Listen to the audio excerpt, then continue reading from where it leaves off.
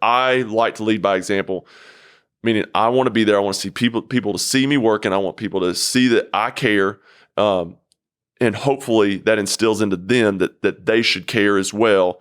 And I've said that word 10 times already, is you make mistakes, I really don't care. As long as you care. People that don't care bother me. And so that's the number one thing I want from my people. So I better care as well if that's what I'm expecting of them.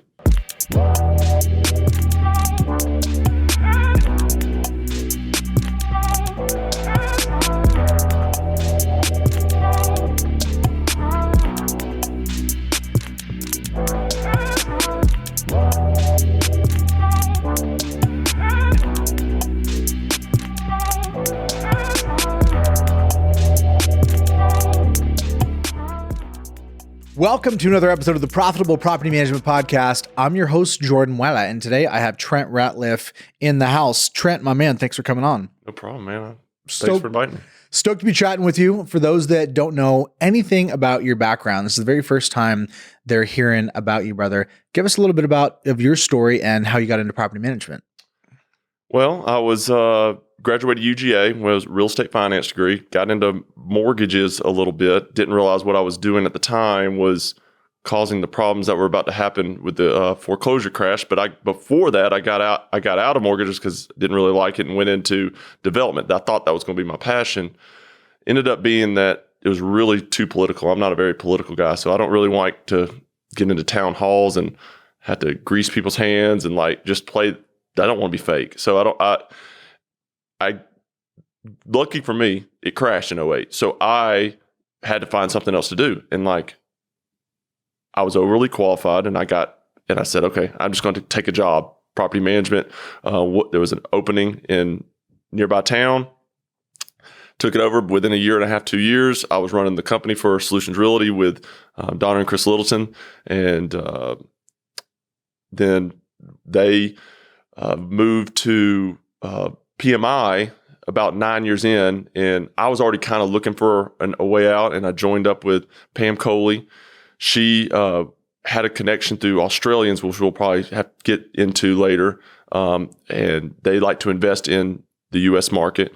And we have about 600 homes in Georgia and about 300 in Alabama, so I'm in dual markets. And when we took off, partnered with her back in about 5 years ago and haven't looked back. It's been great. You're a talented and capable guy. There's a lot of industries that you could work in and be successful. What do you love about property management? Well, I kind of like, I can control my own time. So like, I do not do well with having to be, like my wife's a teacher, so she has to be at the school from 8 to 4 or whatever.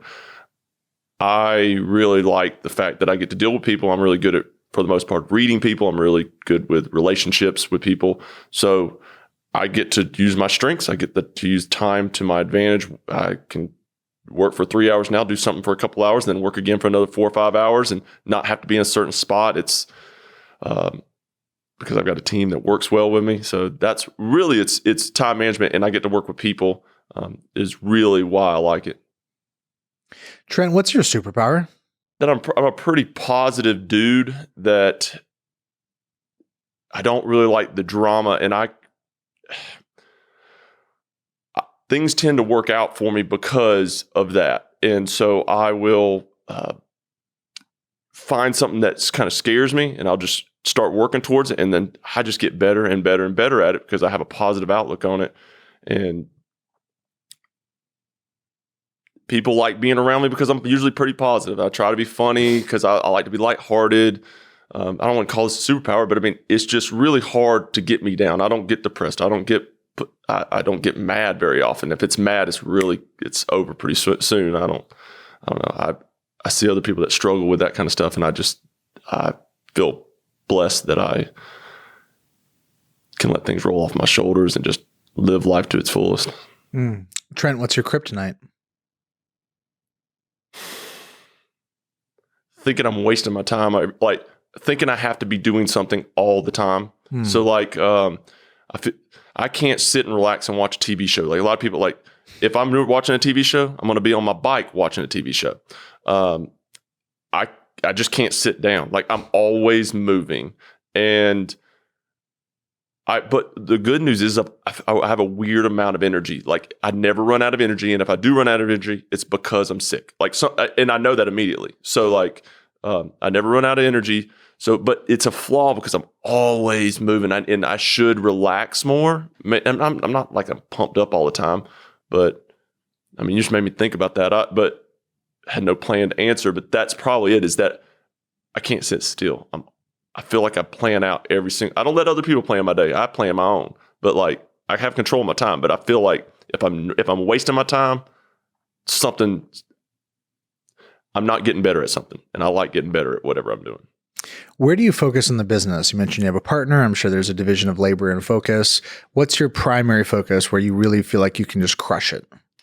So this is another kryptonite with me, is that I care a little too much because I want the product that we put out to be a very good product. So I follow up too much, and I am in the business. She is my partner, Pam. She is the one that develops, gets the business. She's got the relationships with the Australians and the wholesalers, and obtaining the business. What we do is we acquire the business, we rehab it, and then we manage it. And they're all long-term strategies, holding plans.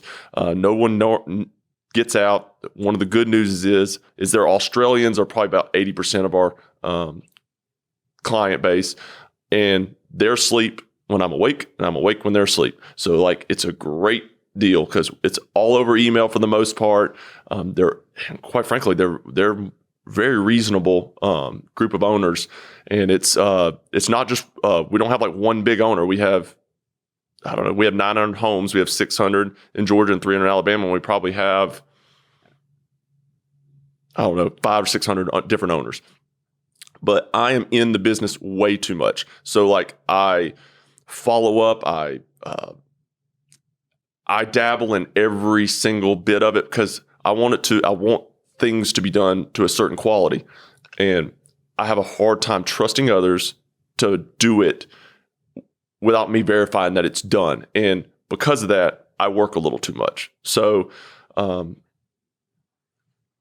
need to back off of that. But I am in the business. That's my role, is to make sure it runs like a well-oiled machine, and that's my day-to-day and I dabble in almost everything. The only things I really don't get into is the leasing part, and that's Kayla's side and the agent side. And I let them, Kayla's my partner's daughter, and she's my right-hand man on the management side of it. So she handles that, but like rehabs and everything else, I know too much. I probably shouldn't know as much as I do, but I like to know things. I don't know, because how do those investor relationships come to be? Who wouldn't love to have a contingent of Australians buying properties and having them manage them? So that was with Pam. Pam built a relationship with a specific person from a Georgia RIA meeting, like a real estate investment meeting. And this was, I don't know, 10, 12 years ago now. And she's basically, I call her a facilitator. And she has her own properties as well, but she's a facilitator. And she and Pam work together to find deals. And when they find the deals, she will actually purchase them, but she has buyers that will then buy them for them. She's like the transaction broker, I guess you want to call it. And we then take on that property for the new owner, tell them whatever the turnkey cost of it is, and they deed it over to the new owner, and then we sign a management agreement with them, and we manage it for them. But like, to be frank, I let that be Pam's thing. So like, I don't get too heavily into the acquisition part. And that's one of the reasons we're in Montgomery, because they're looking for a specific product. And so the product was in Georgia for years, but then Georgia's market inflated too much.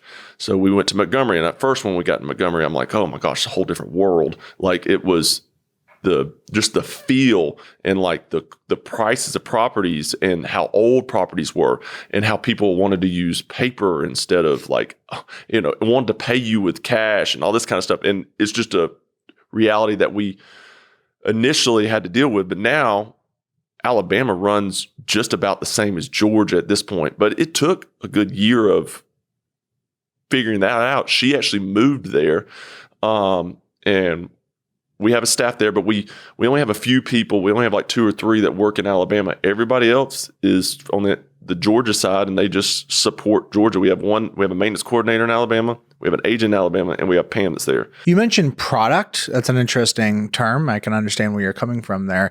Can you describe to me what the parameters are? What are the buying criteria of what these investors are looking to purchase? So my investors are typically looking for something they can buy with cash. It's almost all cash deals some of them go back out and pull money out later, but initially it's a cash deal. And that helps us get a lot of deals from wholesalers and all this kind of stuff because we're dealing in cash deals. And these cash deals used to be in Alabama. When I say used to be, just 2 years ago, you could buy a house for $65,000 to $90,000, and depending on how close you got to $90,000 is how much you're probably going to have to put into it. So if you bought something for 65, you're going to have to put 25, 30 grand into it. If you bought something for 90, you might only have to put like 5 or 10, and they want that. And then they rent it for roughly the 1% rule, trying to get $1,000 for $100,000. Or if they bought it for 90, then getting like close to $900 a month. But now the market's changed so much. Like in Georgia, that doesn't even exist. Like you can't, those $100,000 properties, they did exist for a while. They even got down to like 50s for a while. But now Georgia's just way too expensive. Georgia's like $200,000 minimum to start, like for the most part, maybe in the high 160s. But you couldn't, until now, recently, you can get $1,500-$1,600 for those. But for the longest time, those $160,000 houses in Georgia would only yield like $1,100-$1,200, and it wasn't worth them. They weren't getting the spreads that they were looking for. So they went to Alabama. Alabama now, I mean, it doesn't seem like a lot, but it is. They're going more for like $100,000 to $140,000 plus another 15 or 20. And that's only happened in the last 18 months. Like it's really boomed up 30%. Now what'll be interesting is we're about to see a turn with those interest rates going up. We're about to see a turn. So I don't know what that's going to look like. Nobody knows what that's going to look like. But I project that there's going to be some deals coming down or people aren't going to be able to move. So if people aren't going to be able to move, they've got to do one or two things because they're either going to, maybe we should invest into Home Depot because they're going to have to put money into their house instead of moving, because it used to be just move. You can 3% interest rate. Now it's 6 or 7, you're not going to move. So what are you going to do? You're going to fix up your house. So maybe we get these reluctant landlords start coming back into the market, and we'll see what happens with that. How much has the market shifted overall thus far? Well, I can tell you that some of we lost about 5% of our doors last year. Most property managers were losing like 10, 15, 20%, I even heard, of their doors. We lost about 5% to sales. Looking back on it, I probably should have advised a lot more owners to sell last year if they were interested, because now they're kind of like panicking. They're like, oh, we're going to miss it. We're going to miss it. Let's list our house. Well, what we're finding is if you did that before like June of this year, you were fine. And we were able to sell your house and get the return you were looking for. But since June or July, I mean, it's not that we aren't still selling them. We are, but they're not flying off the shelf. And people are taking them back and saying, nope, take it off the market, put it back up for rent. Because they're not getting as many offers, not as many people out there buying. I mean, it's quite obvious, especially these last couple months, that the buyers are just not there as much. I mean, there are buyers, but just not as many. I mean, that's what we're seeing, at least. So the opportunity for residential property management here over the next couple of years, I've talked to numerous folks that really feel like they're gearing up to exploit some significant opportunity. What do you see there, and how do you anticipate kind of preparing to take advantage of that? Well, we're already a well-oiled machine in terms of taking on properties is not going to be a big problem for us. We may have to get more. We're a family-owned business for the most part. It's me and Pam, but Pam's daughter works for her son works for us. We may have to get into more VAs and stuff, and I haven't had to do that yet. And I kind of want to, because it's cheaper labor if you want to say it that way. But right now I don't mind paying, or we pay our employees pretty well because they're kind of family. In my way of looking at it, is I'm not losing the money to somewhere else. It's keeping it like in our family. So, but we're probably going to have to go to some VAs type stuff if we start having to grow too much, because we're kind of maxed out on our maintenance coordination right now, with the two doing the 900 doors, two people doing 900 doors. So if we start growing too much, we're going to have to get some more coordination there. In terms of like ramping up money wise, we have seen a slight hold from our investors buying. We had a big influx early this year, but it's slowed down. Our acquisitions have slowed down because I think they're trying to wait it out to say, hey, I'm going to get better deals. What's going to happen? What's going to happen? So where I'm used to doing 5 to 8 deals a month, sometime a good month, 12, we're doing like 3 and 4, 2 and 3, 3 and 4. I mean, we're still growing, and it doesn't bother us. I'm at the point now where, I don't stress about our growth rate or anything like that. We're at 900 doors and we're a stable company. I just don't think about that stuff. I'm not like, oh, I'm at 200 doors, I got to get to 225. That I don't have to be like the guy who has 1,500 doors and is bragging about it. I don't really care. I just want to make sure my family's fed and that everybody that works with us is taken care of. Let's talk about what else you have going on outside of work. You're an athlete. You're referred to by some as the big athlete, big green machine.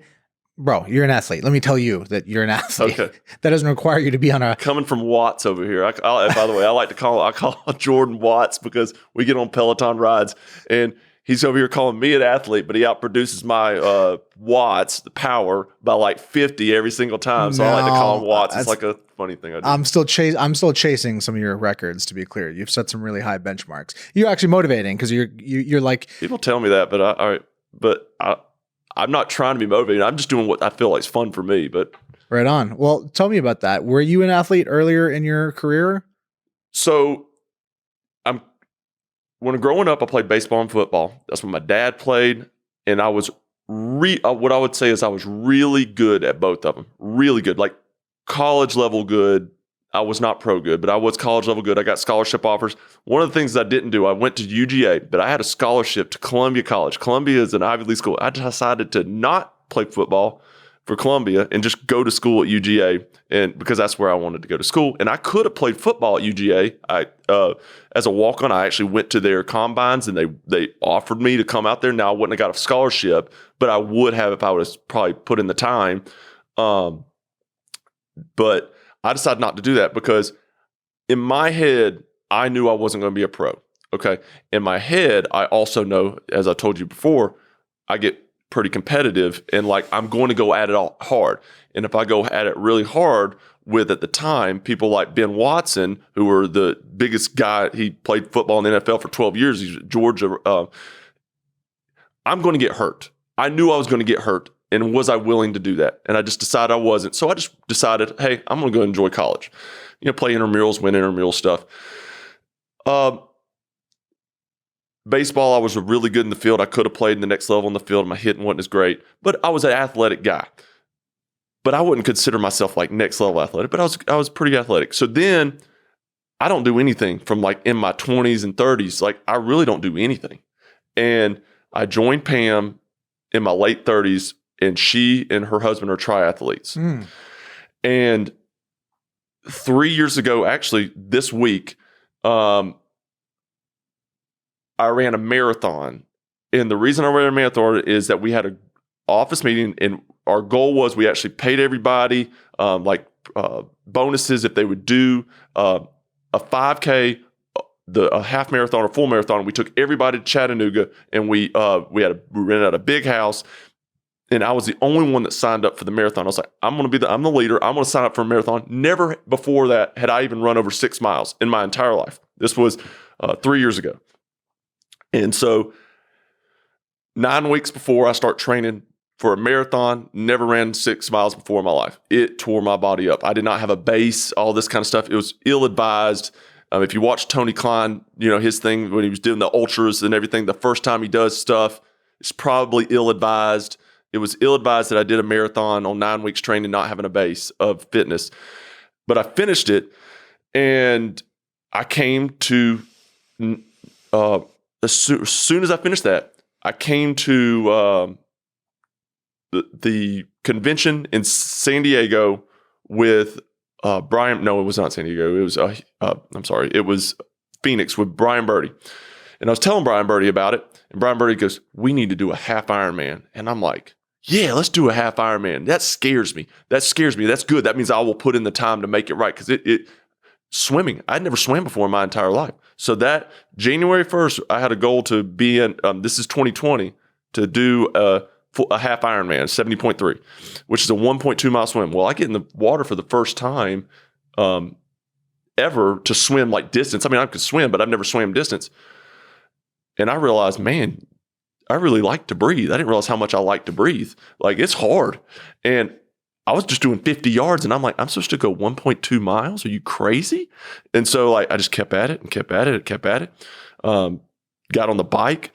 Here I am in aero positions. That's when your arms are in the middle and you're like balanced on the middle of your bike and you're shifting. You have no brakes and you're shifting with your thumbs. I'd never done that. I've never been clipped into a bike. Put my foot into a clip. I mean, you literally have to pull your foot out of that. If you've never been clipped into a bike, you're stuck there. So and here I am about to have to start running. I mean, I have a little experience running now, but nothing crazy. Well, it turns out it starts becoming my identity. Meaning, like, I don't have to think about working out. I don't have to, like, wake up in the morning and be like, oh, I got to do 3 miles today or whatever. No, I'm like, man, I get to do 3 miles today. I want to do 3 miles. If I don't do that, or if I don't do my hour-long workout, it actually affects my mood. So it just transitioned into my identity, and then I started to just get better at it. And then I got a little better and a little better, and people started noticing, like, wow, Trent, you're doing this. And I'm just getting a little better and getting a little better. And now I'm to the point with swimming, like, it's by far, not even close, by far my strongest of the disciplines, of the 3 disciplines. And I swim with an Olympian every Tuesday, Thursday. She's a Macedonian Olympian swimmer. And she won just a few months ago the national butterfly. She's still the fastest woman in that's not an Olympian. She's the fastest woman between the age of 35 and 40 in the whole nation in the butterfly. And here I am, and she also won the mile swim. But I swim with her every Tuesday and Thursday.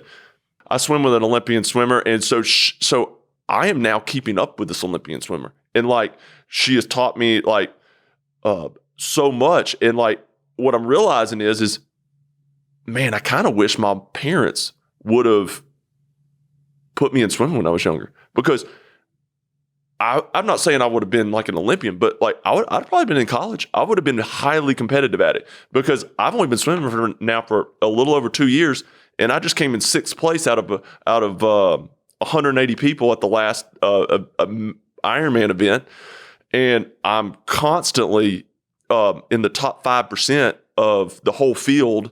Even the pros, like, I swim faster than a lot of the pros do. Now they get on the bike and do 6 mile an hour faster than me, but, like, in the water, and it's just, I realized, man, I have a passion for swimming, and I didn't even realize it. It just came out of nowhere. And I mean, I love being on the bike, but the bike just takes so long. And when you have a family, you have to be on the bike for 3, 4, 5 hours if you're really going to be good at it. And that's really hard to fit that in. And the only way I can fit that kind of ride in is my work has to come second. And usually on a Friday afternoon, I'll have to take off a little early to put in a bike ride like that, because I do not let any of my training affect my family life or anything. Like, you can, unless I'm doing like a full Ironman, there might be like a month where it might affect the family a little bit, but my normal training, like, 0. So it might affect work a little bit, because I might take a little bit longer of a lunch break than I probably should, and go on a 6 mile run or something. But quite frankly, I come back more rejuvenated when I do it. So it makes me feel better. I feel I look better. I feel better.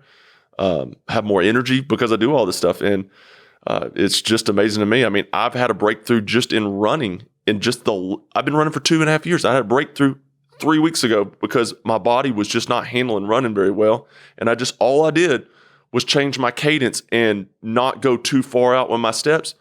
it took like a whole minute off of my time. And not only that, I wasn't even getting tired, and I ran 20 miles on Sunday, and I wasn't even sore on Monday. That is unheard of for me my entire life.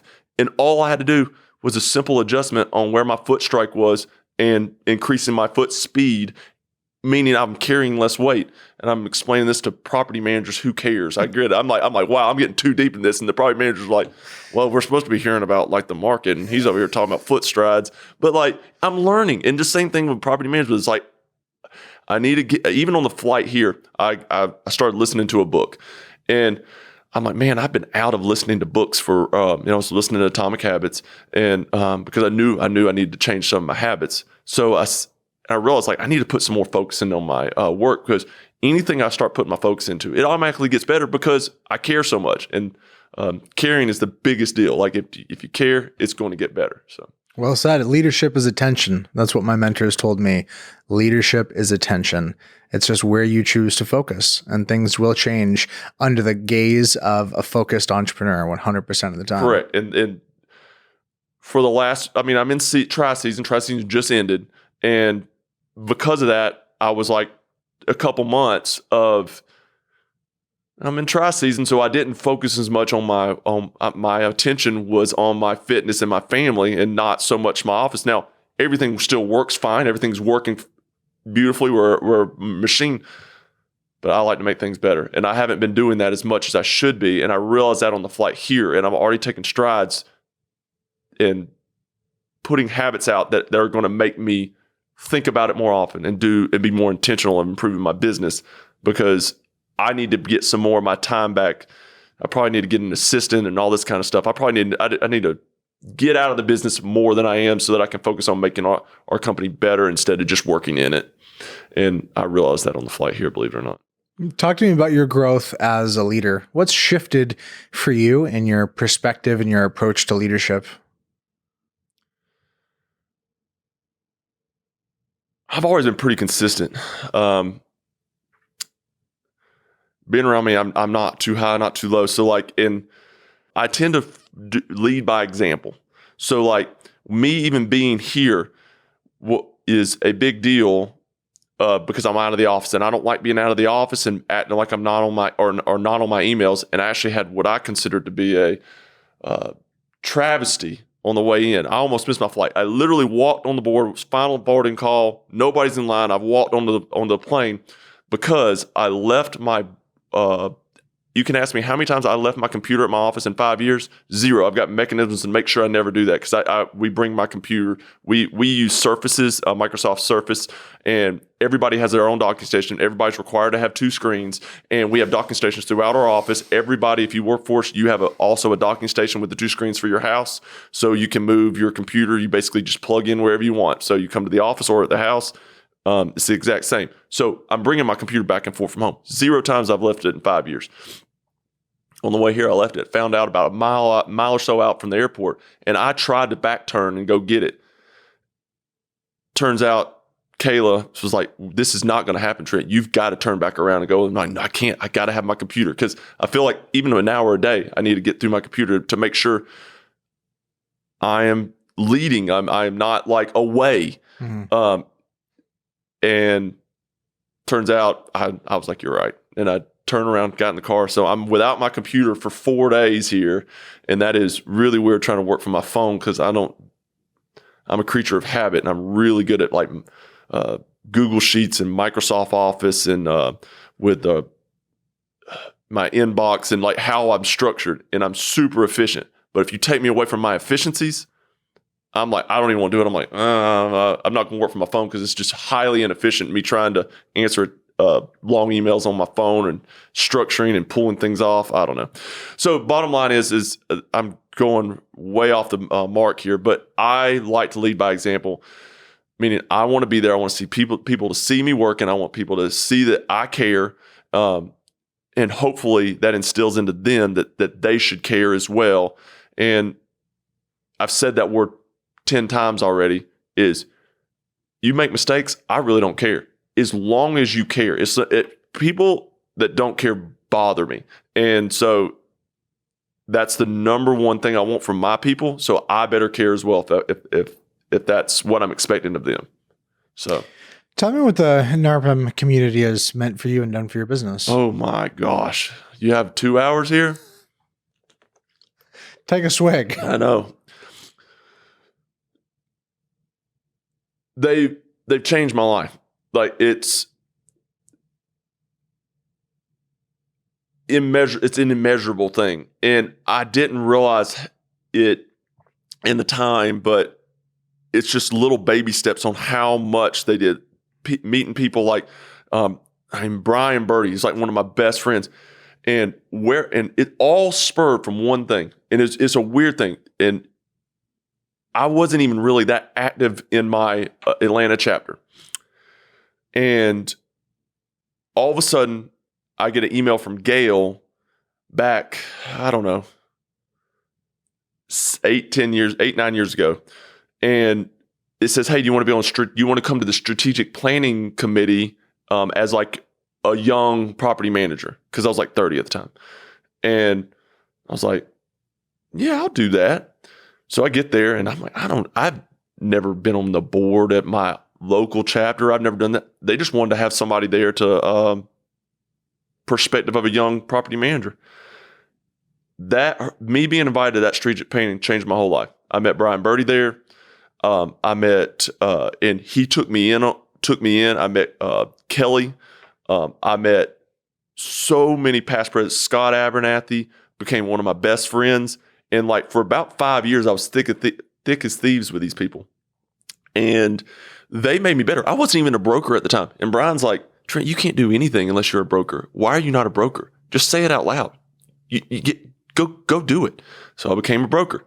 Well, sure enough, a year or two later, then I'm moving on and I need to be a broker. I'm moving on with Pam and I need to be a broker because Pam's moving to Alabama. And because Pam was the broker of the company, I had to become the broker of Georgia because when you move to Alabama, you had to make a branch and she had to be the branch manager, but I had to be the overall qualified broker. So like that's just a small thing, but I might not have ever done it if Brian Birdie didn't push me to it.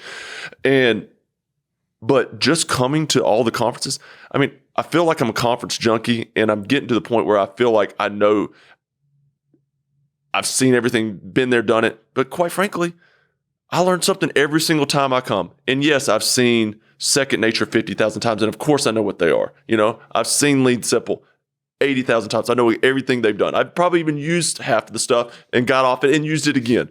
And then, but it's just these little bitty steps to make me better. And what I realize is I take for granted all of the information that I just know that I think simple. Like, well, how does not somebody not know this?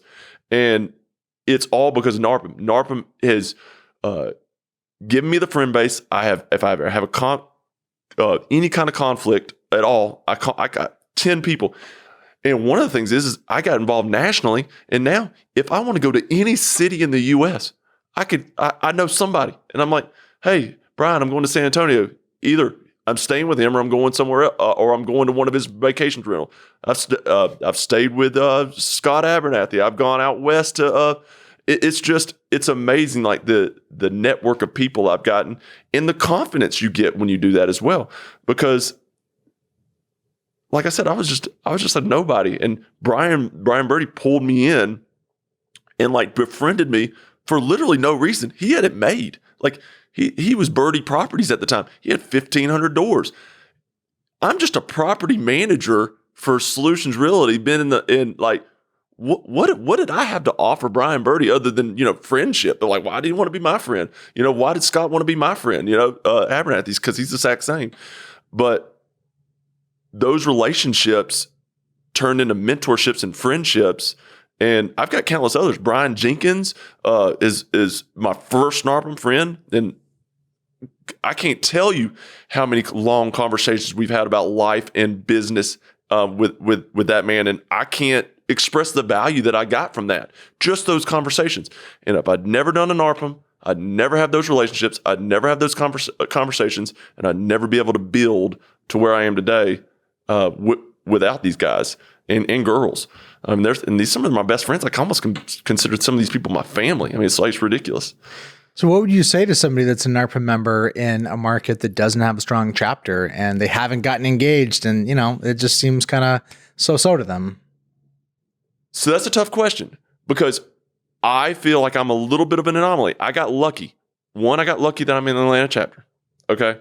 Two, I got to go to strategic planning and meet the board and get into a week-long intimate relationship with all these people and do that kind of stuff. So if you don't have that, things just kind of worked out for me in that way, and they don't work out for everybody, in that same. And if it doesn't, that can be challenging because first of all, you're going to come to these events and you're going to feel like you know no one, and that's a lonely feeling. Nobody wants that, and I got to go to strategic planning, like I said, and because of that, I went to this, and I already knew the board. Now I know the board because I know the board. Well, that just offshoots to everybody else. Well, who's this guy talking to Kelly? Who's this guy talking to Bart Searcel? Who's this Bart guy talking to Birdie? So now other people are interested in who I am. So what I'm saying, the advice I guess I'm having to give people is go talk to Birdie, go talk to the board, and not just once. They want to talk to you. People, believe it or not, they want to talk to you. Like I said, Brian Birdie had no reason to befriend me. I was a lowly property manager in Atlanta, Georgia. He lived in San Antonio, had his family business. And guess what? I'm his best friend now, one of his best friends. Just because I continued, obviously you want to have something in common with them, and you'll tend to lean towards certain people as a while. So if you go and approach someone and it doesn't work out, well, if you're approachable, but keep on trying. Find another person of stature, because I'm telling you, if you start, it compounds quickly. The more and more people you meet, but you have to make that effort, and that's a hard thing for a lot of people to make that effort to go up and say, I'm going to go talk to this person that's apparently made it, that's been there 15 years and knows everyone. It's a tough thing, but you really have to step out and do it because it'll benefit you in the long run. I love the way that you couch that heart for connection. Really, I mean, that's what I'm hearing coming through. There's obviously some professional benefits and you're learning best practices, but a lot of it really is just relational connection. I think that's what keeps people coming back. Absolutely. So for about, I don't know, let's say from 2016 to about 2020 when COVID happened, I looked forward to NARPM stuff like you would not believe, because it was fresh and new. It was like I was in my honeymoon period, and I would these are my best friends, and I'd hang out. Now, it's a little bit different now because, but I personally do not go to any table that I know someone at, and if it is someone, it's one person at the table that I know. And if you go. Just from this conference right now, somebody from that conference will probably watch this if this makes it through the cutting room floor and be like, yeah, he sat with me, because I do not sit with people I know at the round tables. And you can't avoid it, sometimes one or two, but I want to meet people and I want to bring energy. Like I told you earlier, I have a weird ability to keep up energy, and I know that, so I try to keep the energy, and I'm most of the time entertaining, and I know what the person's wanting to learn, and I like to give them my 2 cents because I've been around a long time, and I like to hear what they have to say, because even if I feel like I know the answer to something, I love a different perspective, because everything has a different perspective, and I like to know all the different ways to think about a subject, and I'm not cocky enough to think that I know everything like that. So even if I just hearing it helps me solidify who I am. And like I said, I take it for granted what I know because I talk to people. I just talk to people, and I realize other people know. Maybe that's why I'm successful at what I do, is because I'm willing to do that. Trent, what makes a great property manager? And I'm not talking about the owner, the founder, somebody on the front lines day to day, somebody that's wondering if this is a job or a career. What opens up possibility? What makes a great property manager? First of all, you got to know that you're dealing with people. I don't want to say you're playing a game, but you're playing a game. Like don't make things harder than you have to. Todd would probably kill me for saying this, or Shad, but spend money when you need to spend money. Like if $25 fixes a problem and this problem's going to go on for forever, Make cost the of doing concession, business, get it done. cost of doing business. 150. Some owner's been with us for 15 years. Maybe we do a maintenance call that we didn't get approval on for some reason or another, and it rarely happens, and it costs like $150. Just give them the $150 and be like not nice to them. And I'm going down a just know you're dealing with a human on the other end, and don't, because we've got really good reviews, because what we do, we really, really do care that the perception of the other side is that we care. And we do care. I'm not saying it's fake. When I say it's a game, it's not fake. But we do care. And what makes a good property manager is somebody that doesn't take things personally, is willing to make concessions, can think fast, and that does not get too high and too low. And we tend to hire that. And like I call Kayla my secret weapon a lot of times, because we play good cop, bad cop. Sometimes I have to play bad cop, but like she is the best good cop you've ever seen. So like she puts on that charm, and because she genuinely, like, if we get a bad review, it will mess with her head more than almost anything else, because that's how important it is that the person on the other side is envisioning that they are being respected and that they're being heard.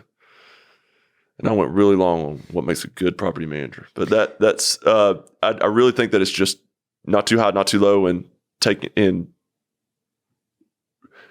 know that you're dealing with humans in terms of, like I said earlier, and I'm repeating it, but like, if they've been with you for 5 years and you're making $150 a month off of their management fee, and 1 month you've got to give them $150 for something to make them feel good, and it's building good rapport, give them the $150 and move on. I don't know. Trent, if there's one thing you could change about property management, wave a magic wand and make instantly different, what would it be? Well, good question. Well, one thing that it's not property management in general, and I wish people knew what NARPM was. Meaning, like, when I say people, like in general, like realtors don't even know what NARPM is. And I had on a name tag earlier, it says I'm an NPM RMP. Well, that means something to me. But like, it just doesn't mean a lot to a lot of people. It means something to me because I work to get the NPM and RMP. But people don't even know what NARPM is. How is my designation through NARPM? So I really wish, like, even the realtor community, because you go to a NAR convention or something like that, we've got a booth there, and people will walk by that booth and be like, NARPM, what's NARPM? I just wish we were more well-known, like NAR's well-known. We're just that. I think that would go a long way, because people would use NARPM members, because I 100% believe NARPM members are the best property managers out there. And that advantage of being a NARPM member I wish people just knew that. As for like the industry, I feel like we're getting kind of controlled by the government too much, but I don't have really any control over that. Meaning, like, I can't get tenants out in a reasonable amount of time. Things don't seem to, people aren't be held accountable for either not paying or doing things incorrectly on their leases and stuff like that. The accountability bothers me when I can't fulfill for an owner because I'm being held back by a government institution that will not allow me to just have a hearing, much less get them out, just even get a hearing. I had 18 months in one of the counties just to get a hearing recently.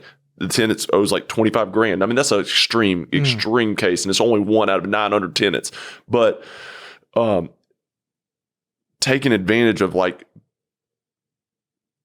basically the inability to do my job because of a government institution. That's something that is hard for me to swallow.